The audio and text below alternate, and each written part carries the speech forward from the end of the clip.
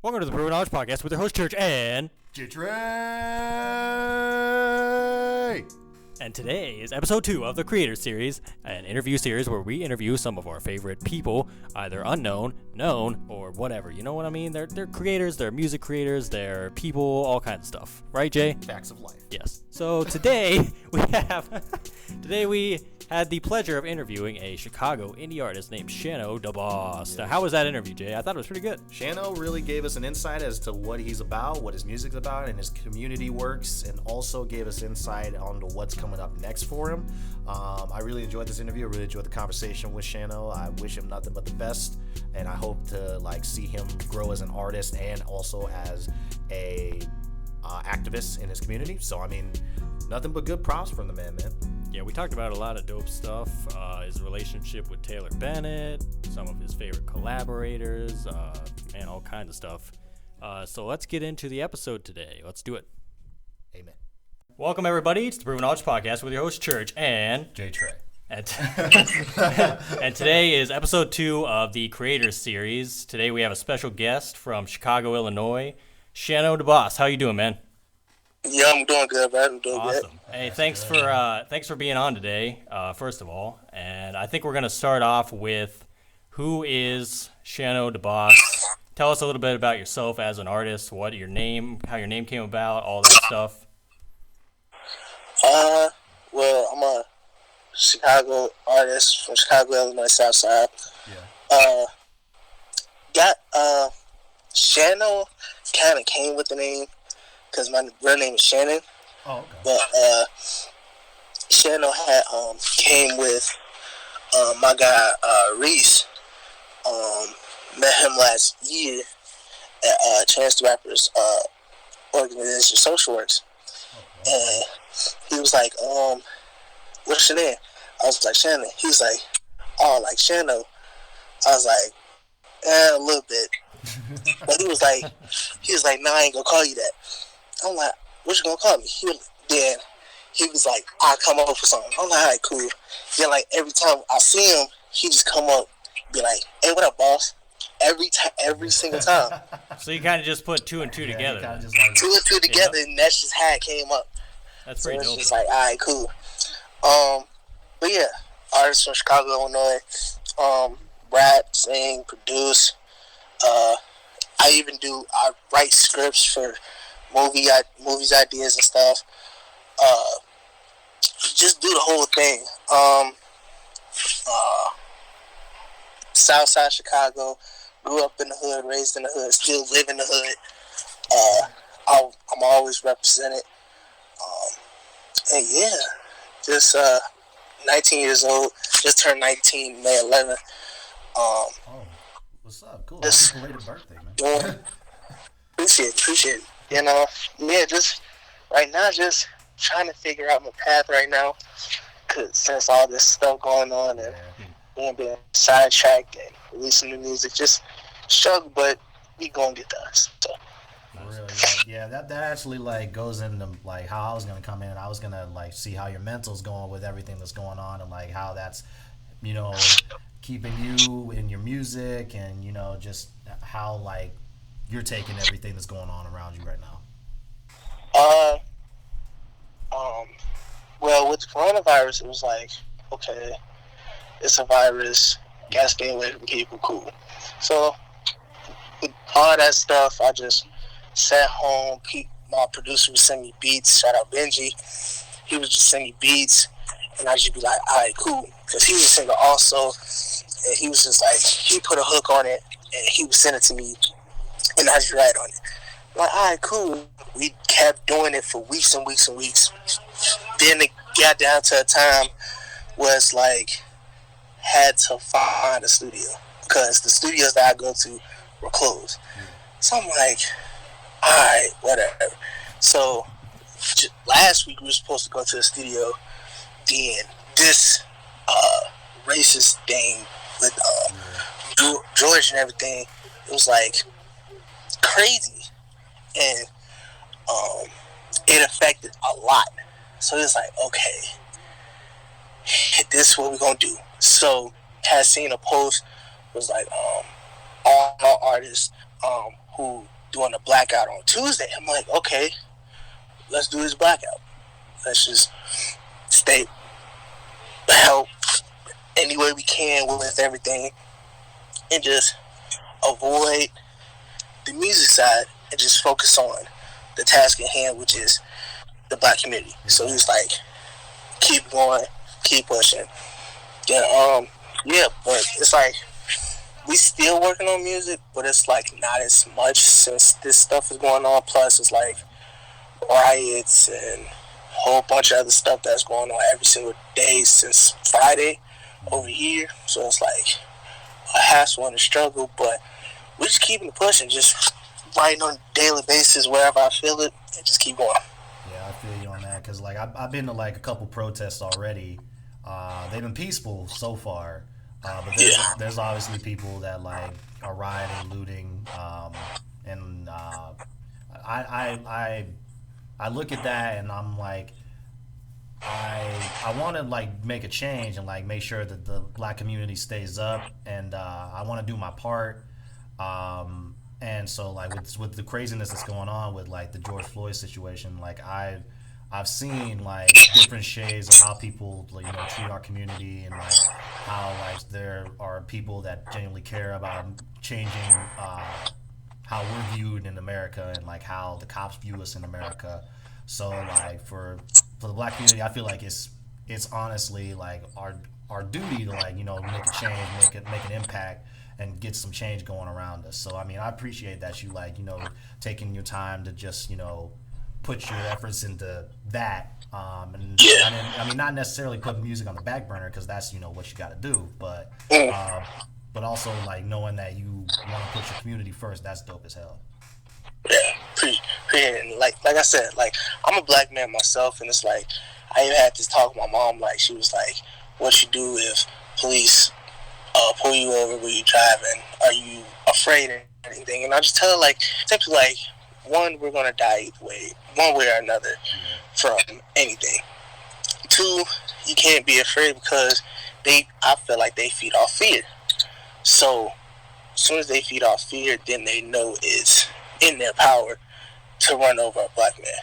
So me as a black man, just simply just stay strong, just keep it going, and just keep going forward and encourage other black men out there, even our queens, black women out there, and just make sure everybody's cool. So.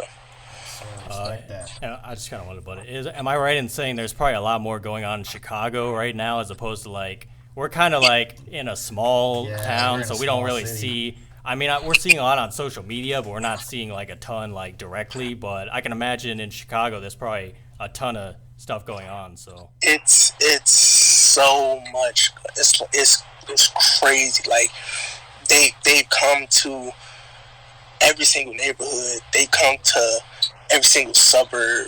Like everything being burned, broken into. Just whole bunch of riots and things, and even downtown, it's like all the big stores are broken into and all this other stuff, and it's like it's peaceful. It's like it starts off peaceful protesting, then it leads to something else, which I don't believe it should lead to. But I think like in the early stages too, which I think we're kind of still in the first few like days. I really don't know where it's going to move, but it's kind of interesting to see how people are reacting now. And I honestly think a lot has to do as well with, not a lot of people are saying this, but they don't consider how many people don't have jobs right now. And there's a lot of pent up aggression already.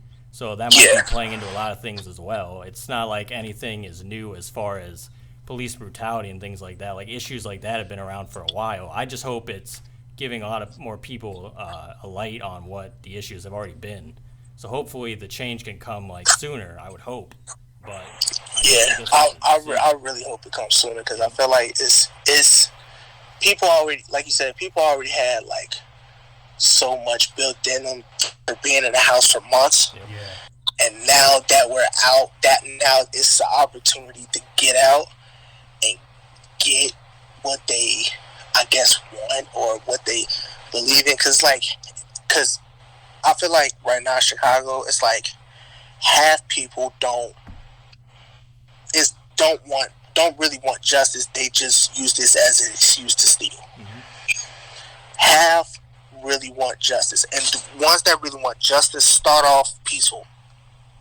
Then they actually go to a riot, which is not to hurt anyone, not to hurt themselves, not to hurt their families or anything, or even break into their own businesses or big businesses. It's just they went after the white racist businesses. Right. So, and people seeing that and they just thought like, oh, we're going to steal from other businesses. Like, no, that's not where it goes. But one way or another, it's going bite them back in the butt and just mess up. It's already messing up a lot of things, but hopefully someday we're gonna clean it up. For sure, man. Like seeing this around, it's just really showing me, how people stand in the light of everything. So I mean, it's opening some eyes, that's for sure. I hope it opens the right eyes and stuff, because I'm seeing a whole bunch of like people, making changes in their lives and like speaking out that I never thought would speak out before. So like it's dope to see, like, really honestly. But I really hope that something comes of this and something changes for sure, for real. Yes, sir.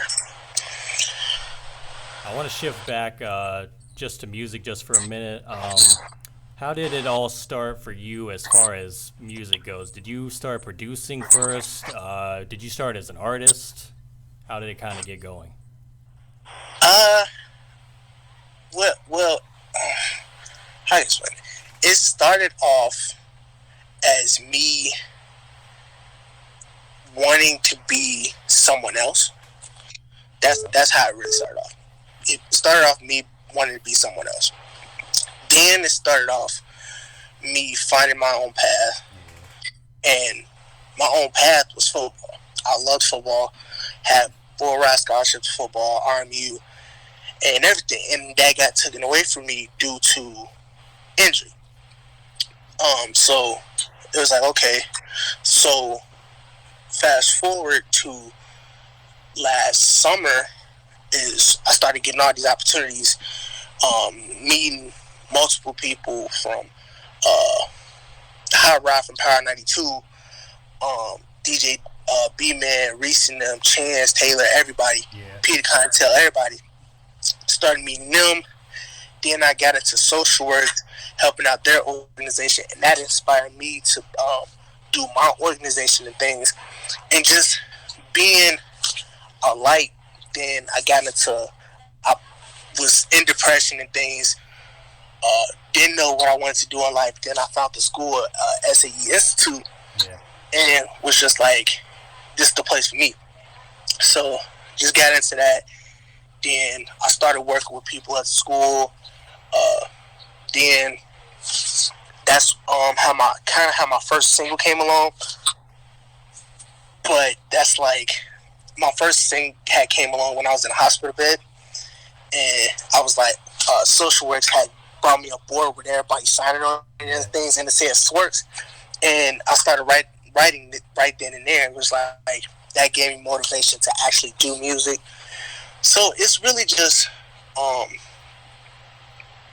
would say, I didn't start off doing producing, kind of.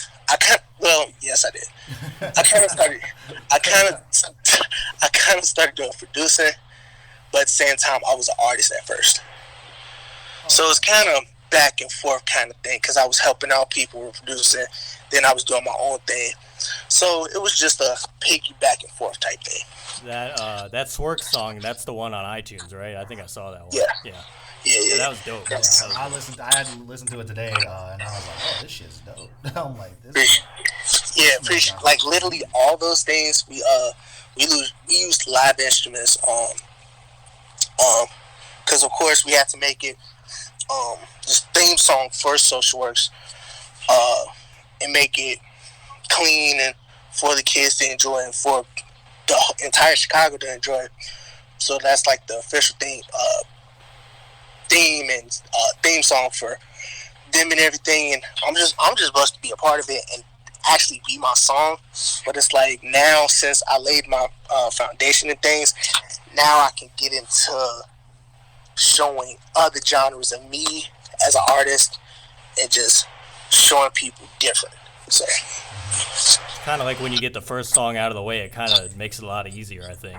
I know from like my perspective too, just as a producer, I think when I started making beats and I just kept doing it more and more, it just got more comfortable. So I can imagine that's kind of feels the same way then. It started to get a lot more comfortable. Like I started because like the first week I didn't even know what the heck I was doing because I went to SAE. Yep. I didn't even know what the heck I was doing. Like literally, I was so confused. Like they was like pull up FL, and I'm like, what is that? Like they was like pull up Logic, and I'm like, what is that? Then they was like, you don't know what Logic is? I'm like, no. Then they was just like, dude, it's basically a way better version of GarageBand. And I'm like, okay, I know GarageBand from 8th grade. I ain't used it since. So it's like, all right, cool. Then I started using it, and I'm like, this is dope. So we're gonna keep going. So yeah, went into that. I was kept using Logic. Then people introduced me to FL, and FL I connect with FL like that. I'm like, bruh. So this is what they used for Ghana and Lil Baby and all. Like that's crazy. I still think FL's the easiest to use because that's what I use. That's what I've always used. It's so easy. Yep. Like it's so easy to use for beats and things. It's like I divide them all up because I use FL for like beats. Like the hardest beats I could do is FL. Instruments wise is Logic. Pro Tools for vocals because I love Pro Tools on vocals. Ableton is Ableton, so it's like I ain't really rocking with that right now. But I kind of use them because they have a lot of dope plugins. So it's like Ableton is the way for me to use dope plugins. So I know a lot of people use Ableton. They say it just has more features. I've never given it a go, but I might one day. I don't know. I'm hooked on FL though. I can't get away. This dude's been on FL for like 4 years now. It's just this too. dude It's just too man, I'm FL still is on a 12. life changer. I'm not for even real. on 20 yet. I'm still on 12 because I just like it too much. So.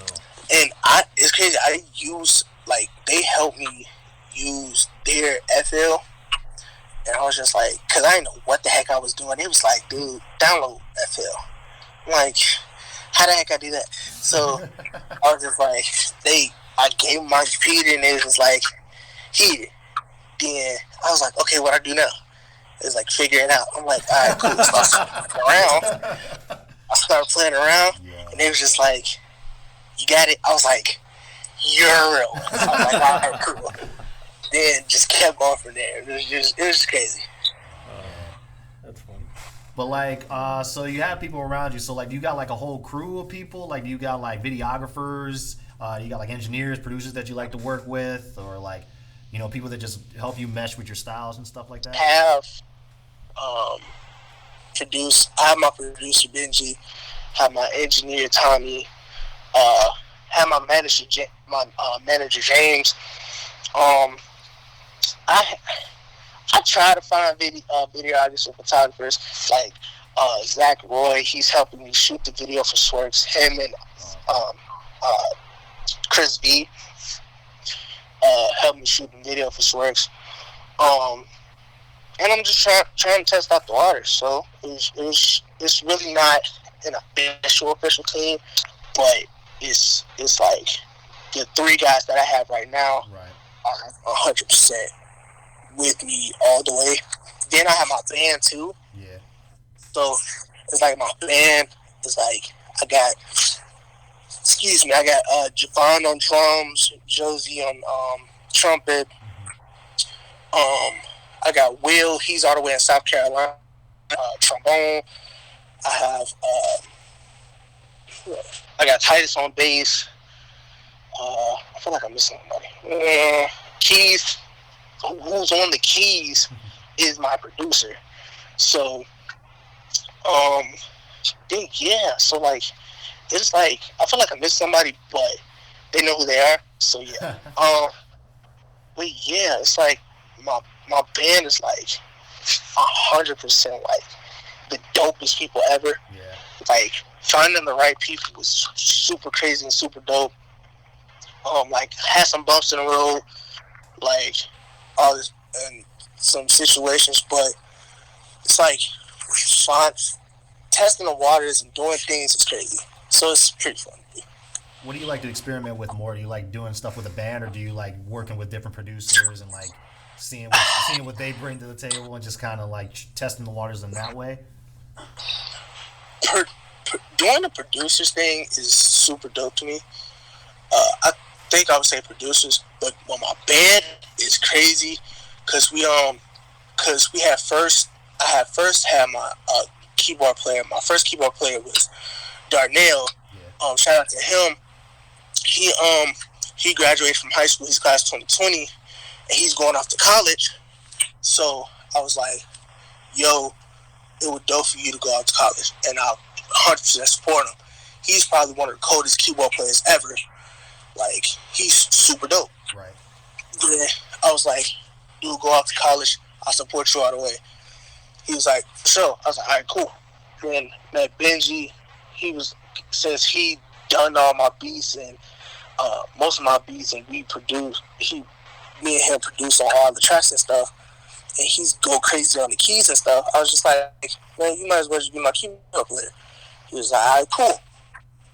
Then, like, testing the waters with the band and just practicing and rehearsing and stuff is crazy because you never know who's going to do something that you be like, "Do that in the show, please." But like working with different producers, like it's so dope.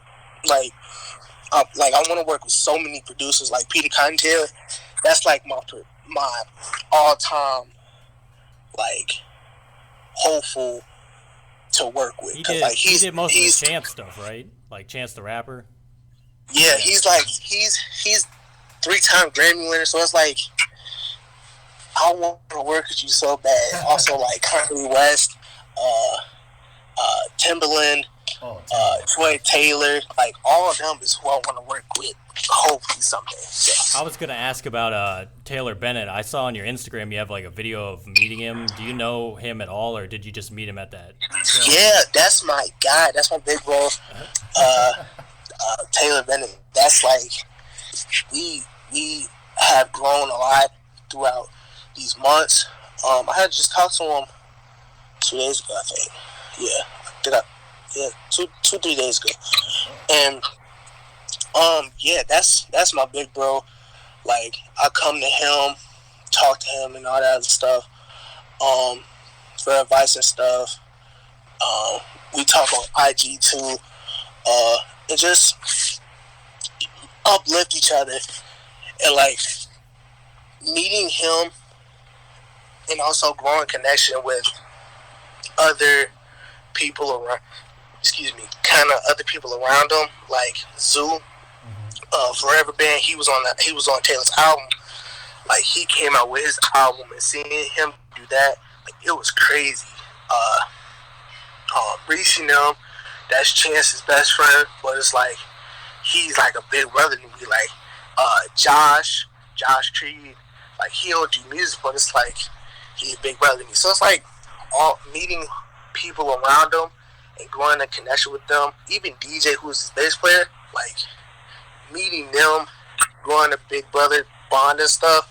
Like, that's what I always wanted in life since I lost my father before I was born. So it's like growing a big brother bond with all of them is crazy and inspiring for me. So that's pretty dope to have those connections, though. Especially, I know you said you were 19, so that's really dope that you already have connections like that. Right. So that's very good. As far as your songwriting goes, let's talk about the writing process for a minute. I kind of wanted to pick your brain as to how do you begin writing? Do you start with just a blank beat, and do you write to that? Can you freestyle? Like, how does that go for you? So, I'm gonna just use Swerks as an example. With Swerks, I had heard the beat, and I was struggling a lot So I had my guy Brian. I had called him because he was, at the time, I think he was in Indiana. And I had called him up. I was like, dude, you should help write. And he's like one of the dopest songwriters ever. Yeah. So he's like kind of my co-writer. I had some lines written already. He was like, this is dope, but we can probably do something like this. Then he was like, give me ideas, and he started writing some stuff. Then I started writing some stuff. Then we switched words around and stuff. Then we got in the studio, switched words around again and stuff. So it's like, with my songwriting, I feel like if I have the first couple bars and stuff like in my head, and like I keep thinking about it, like if I constantly keep thinking about it, I know it should be in the song somewhere. How, even if it's not the first verse. So it's like my songwriting process is like write that down, then start writing other stuff that could go with that and sound right with it. So it's like it's I wouldn't say it's a struggle since I'm new to it, but it's gotten a lot better since then, and just keep progressing from there, and just the songwriting process like flowing. So I feel the struggles on that heavy, because like I be sitting there with like bars. I'll be like thinking of these bars, and I'll like write them down real quick, like, oh, I gotta use that for like a future song or something like that, and it's like just stuck in my head, and I like to like think of like, all right, where can I put this in the song? Like, what am I gonna do? What am I gonna wrap this around? And like I like to like bend words to like rhyme with stuff, so like I like messing with words and stuff like that. So like hearing you struggle with something like that, like it made me laugh, because I'm like, dang, I be doing the same thing. Like I just be thinking of all these bars like crazy. Like it's crazy, but it's like if I'm in a zone or somewhere, like I just freestyle out of nowhere. Like people be like, dude, why are you just freestyling out of nowhere? I should be like, I don't know. I just be bored. Like I just be saying stuff, right. And they be like, dude, why you wouldn't put that in the song? I was like, for real? They're like, yeah. Then I go to the studio and I forget it. I'll be like, I be so pissed. So it's like, man, I need to start doing that from now on.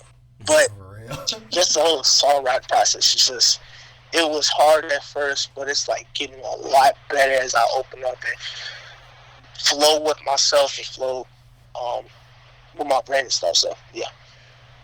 That's actually very interesting. So like, I know you talked about Taylor, I know you talked about Chance, but like, do you got other inspirations for your music? Like, do you listen to certain artists for like inspiration, or like look at some styles and want to try them out or something like that?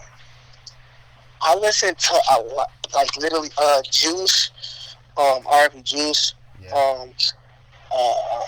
Kanye, the Future Kings. I listen to a lot. Mm-hmm. They're up and coming independent too. Toby Lou, Sprato. Who else? I even listen to up and coming artists. That's dope. Malik Bolden. He's super dope. Just like I have so, and it's not even like, I wouldn't say, I don't want to say black music, but it's like rapping and stuff, yeah. Like hip hop and all that. I only just listen to that, like I literally listen to like country. I listen to Kirk J. Kirk J is 100%. Rashad, he's from Georgia. Okay. He's super dope. Who else? Blake Shelton, Poetic. He's upcoming rapper. Who else? Just a whole bunch. I even listen to the Jonas Brothers too. Like people think, oh, the Jonas Brothers is like terrible and girly and stuff, but their music is fire. So it's like cool. And so yeah, it's like it's super crazy. Then Stevie Wonder, of course. Stevie Wonder. I'm old school. Aretha Franklin. Old Mariah Carey, and sing. Just a whole bunch of everything, but basically even Spanish music. Like I rap it so much. So it's like I do everything. Do you prefer like newer stuff, or do you prefer like more of the older style of stuff? Lately, that's hard. Lately, honestly, I would say old, but kind of a kick of the new. Okay. So like, if it's a remix of something, I'm gonna automatically rock with it. That's all. Like, for example, with the Tory Lanez and T-Pain, Jerry Springer. Oh yeah, Jerry Springer. I back loved it. Like, it was crazy. I was just like, dude, like, who would think it is? It's just crazy. Yeah, that was on Chicks Tape 5. Okay, Yep. yeah. Yeah, it was tape fire. Was fire. Like all the remixes that he did, I was like, oh, this is fire. Like he did something with Snoop, the Dream. Like I was like, bro. Then it's crazy. I think he did the one with Chris. Chris Brown is like my top 5 inspirations in music. I swear, like he's like my top 5 for real. When him and Tory did the album, well, they had the puppets on it. I forgot what was that name. I forget the name of it. I know what you're talking about though, but like that was. It was like that whole album was fire. Him and Chris on the remix of I think it was "Take You Down." For Tory's album, it was crazy. Yeah, that was such a good tape. I remember listening to that and I was blown away by it. I was like, dang, these remixes are hard for it. It was crazy, bro. God, man. Did you listen to that Slime and B with Thug and Chris? Bro, like literally, I'm no bias. That's like top 5 album of this year. Like it's for sure top 5 album. Like literally, Eternal Take. I feel like, all honesty, that's probably the number 1 album. Oh yeah. The Chris and Thug album. That's maybe 4 or 5. I still haven't heard any of it. Still. It's so fire. It's so fire. Like, it seemed like a collab that could work. I just don't know how it would sound. So I'm gonna have to listen to some of it at least eventually. It's not like the first album is crazy. Like the first song is crazy. Like it's I've never heard anything like that. Like I thought Thug sounded great on that. Like I thought Thug sounded great. Like I thought Chris brought out the best in Thug on that record. Like I was like, man, this is great. This is the best I've ever heard out of Thug in my life. I felt like the album, it was, some features weren't needed. I can say that. Yeah. Some features were not needed. Oh, that happens. And I felt like Thug was featured on a lot of. I felt like it was mostly Chris. Yeah. And Thug was just there. That's how I felt. I was I was thinking like Chris sounded great as always, so I was like expecting nothing but the best from Chris. But I was like, how's Thug gonna sound on this? And like Thug came in and he did his thing, and I was like, Thug brought it for sure. Is it more like R&B? I was surprised. It's kind of like a mix of both. Like it's kind of like Thug's singing a lot more on this record, but like he's actually sounding really good. The first song, like it was like the first 2 songs, it was like Thug brought it. Yeah, I was like, huh? This is Thug? Wait, hold on. Did we just hear what we just heard? Like, somebody please explain to me, is this man Thug really like this? Mm-hmm. Then he is. So I was just like, all right, cool. But yeah. Yeah, I'm gonna check it out.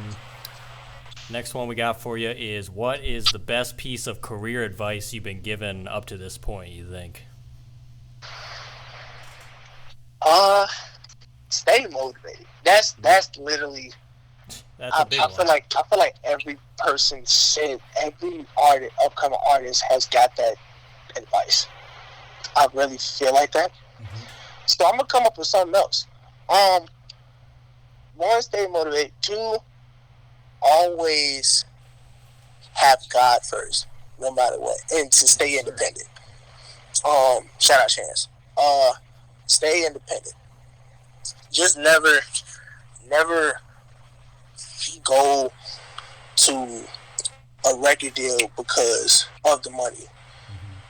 Because if you really love music, you're not just going to go to a record deal for money. You're going to do it because you love music and people love your music. So you might as well just put it out there for people to hear and for you to get your merch off of or ticket sales off of. So it's like, just stay motivated, stay independent, and just keep God first. God is the number one priority, though. So. I think you just answered a few questions. Was that the next question on there? Because we had something about labels and ownership and stuff. Well, like, what did you have next, Jay? I was literally gonna ask him about what's your biggest struggles with, like, business wise, of like financially when it comes to music. Like, what do you think is like the biggest thing that you struggle with?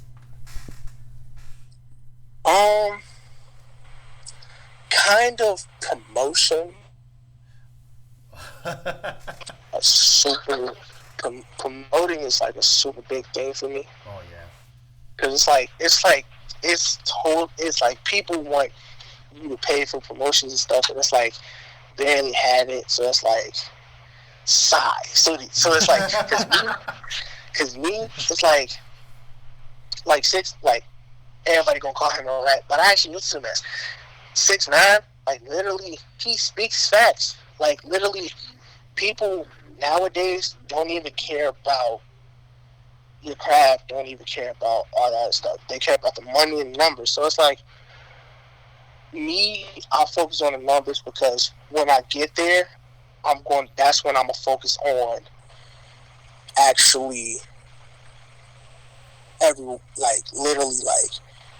my own thing type, if you get what I'm saying. Like, literally want to be not only an impact, but like to be motivation to someone else like me. Like the numbers and like promoting and getting the numbers and stuff is like the utmost pet peeve. Like, I've really had arguments with people like over numbers and stuff. Like, they tell me like to not worry about it, and I just go off and like just upset and stuff. But it's like, it gets to me a lot, and I know it shouldn't. So it's like promoting. I think that's the number one thing I should be doing a lot more. That's saving money and also just putting that more to promotion. That's really the number one thing that I should be worried about a lot. So I think it's always important to have like a balance between, you know, what you're gonna budget for promotion, what you're gonna budget for shows, whatever you got to budget as far as music goes. So I think it's all about just finding like a middle ground almost that's good for you as an artist specifically. And sometimes things that work for other people don't work for you. So as long as you figure out what works for you, I think that's always what's best. Facts. If you could go back 10 years to talk to yourself, and this could be in life in general, not just music or anything, what do you think you'd tell yourself, or what would you give? What kind of advice would you give yourself, you think?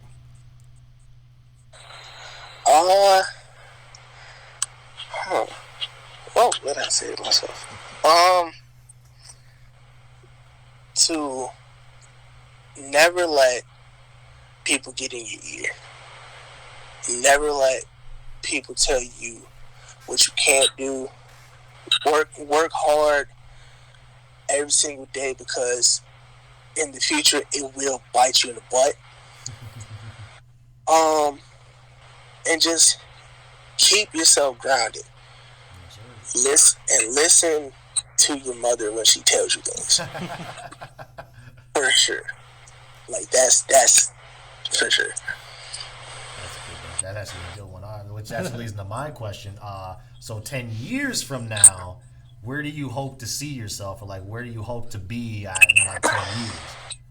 So it's crazy. I had made 2 posts on that like three weeks ago.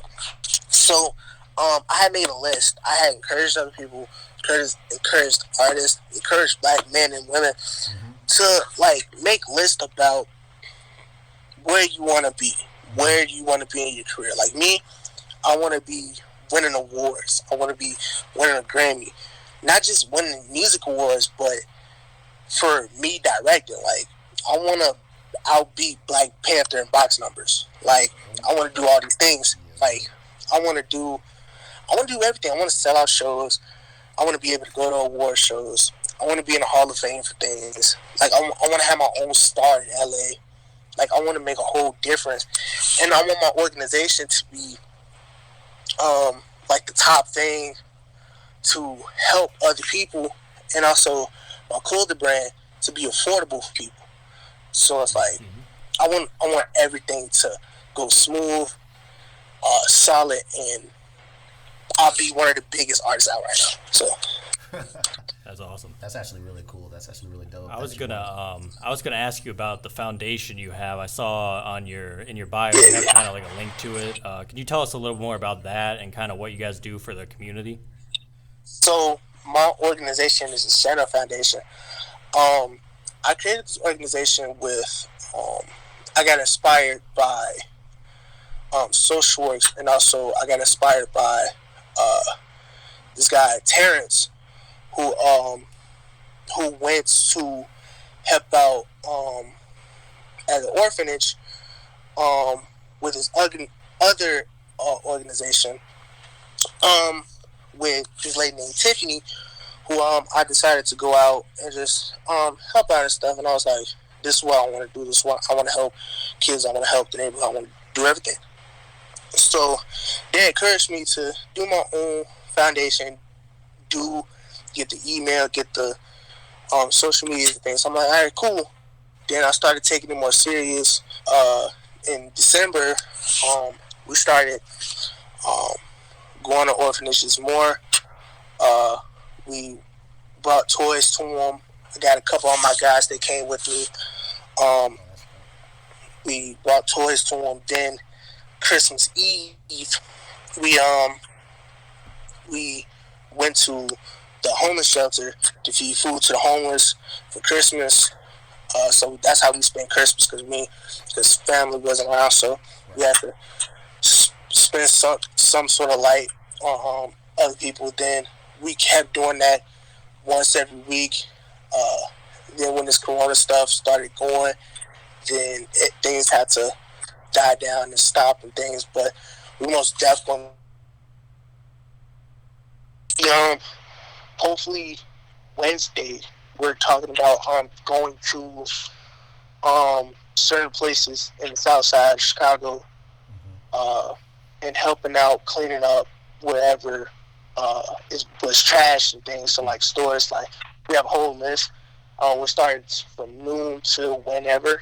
So like whoever wants to help out, just slide through. We have multiple locations. We're just gonna help out, bring our own cleaning supplies, and just clean up the parking lots and things, and just make it easier for people and their businesses to rebuild instead of like worrying about trash and the building as well. So just being a light on Chicago in some way, somehow. So Yeah, I love the message, man. Do you have any way that people can donate or kind of get involved? Is there anything people can do right now, or do you have anything? Well, y'all can. We do updates. We're about to start doing weekly updates. Y'all can follow us on all social medias at Shano's Foundation, Twitter, Facebook, and Instagram. We're about to start up, hopefully, a GoFundMe page for the orphanages. I keep saying that wrong. Orphanages, sis. Yeah, that. Going to start out GoFundMe for feeding the homeless, and just doing a lot more for the city. Even going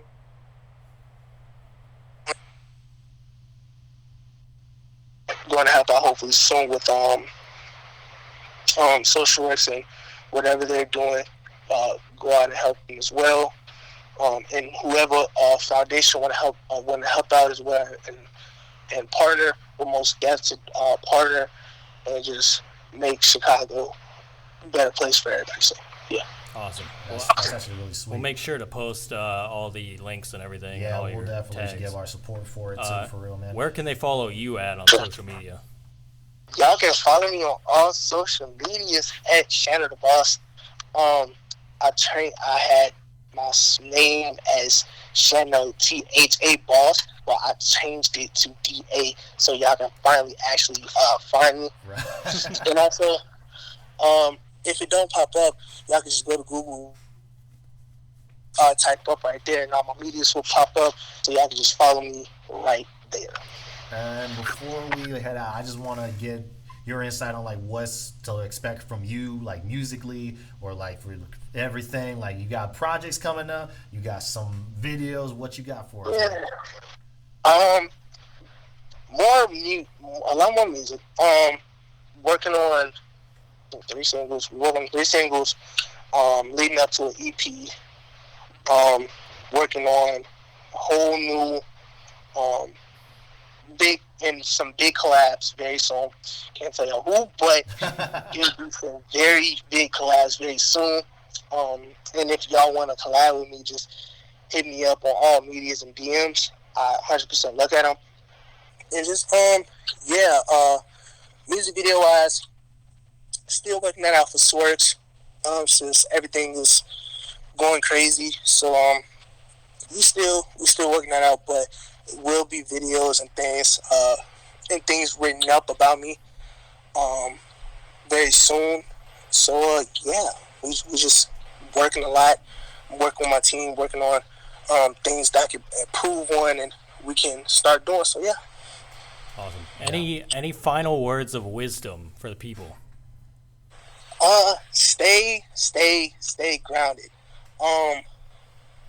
Number 2, Black Lives Matter. 3, keep God for. Well, let me rephrase that. Hold on. 1, keep God first. 2, Black Lives Matter. 3, stay grounded. 4, always love your loved ones and apologize. Don't have beef with nobody. Life is too short, so we don't have time for beef. We have time for money and actually doing what we love. So those are the things that we need to focus on, and just bettering ourselves and make this world a better place some way, somehow. So yeah. Awesome. That's awesome. Thank you, man. I wanted to thank you again for being on the episode today. We had a great time. Appreciate you reaching out again. So thank you, bro. Yeah, I was glad to be able to talk to you, brother. Yo, I appreciate y'all for having me on. For. Yep. Hey, we'll see you later, man. Hopefully we can do this again soon. All right, appreciate you, man. Thanks, everybody, for listening today. This was the Proven Knowledge Podcast with your host, Church and J Trey. He's not going to get to say it. I'm not going to let him. J Trey! We hope you all enjoyed that interview with Shano Da Boss. Damn you. And we will be back next week. We have an interview with another indie artist named Chuck Dolo. So until then, we'll see you guys next week. Next week at the Proven Knowledge Podcast. Yep. Peace.